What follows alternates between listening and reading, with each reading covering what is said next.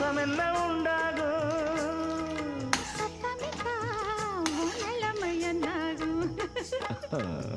புது அழையாள அரைச்சு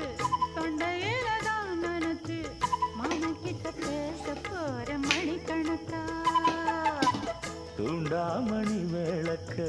தூண்டி விட்டு எரிய வச்சு ஓ முகத்தை பார்க்க போற நாள் கணக்கா அந்த